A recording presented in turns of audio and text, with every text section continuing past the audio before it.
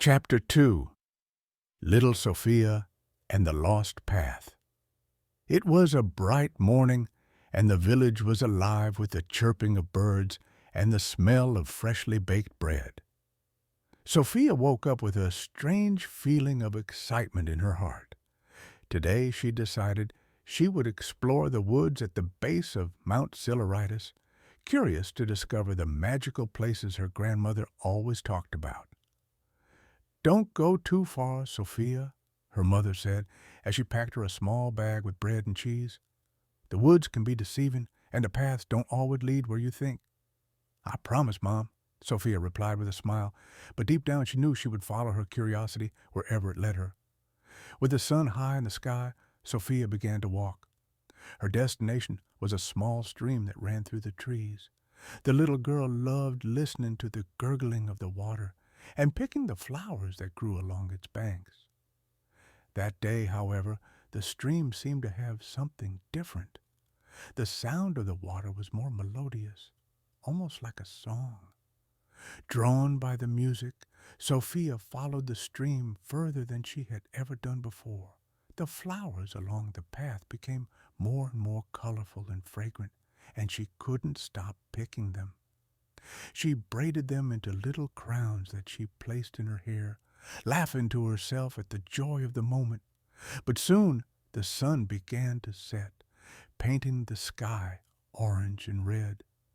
Sofia realized that the stream had disappeared behind her, and that the path had transformed into a field of identical trees. She stopped, clutching her bag with the bread and cheese, as a shadow of fear made its way into her heart. "I'm not lost," she said out loud, trying to calm down. "Just go back." But which road was that? She looked around, but every tree seemed the same, and the forest was beginning to fill with the sounds of the night, the rustling of leaves, the chirping of crickets, and the distant hooting of an owl. Sofia felt her eyes fill with tears, but she quickly wiped her face. "I won't cry," she said with determination. "Grandma always says that fairies help those who believe in them. Maybe they'll hear me." She closed her eyes and took a deep breath. "Psiloritis fairies," she whispered, "if you hear me, help me find my way." In the silence of the forest, just when Sofia was about to lose hope, a faint light appeared between the trees.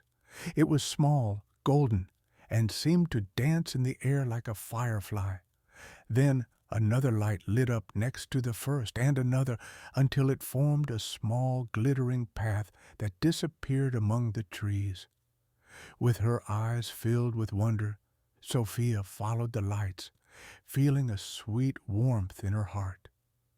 She didn't know where they would take her, but for the first time she no longer felt alone.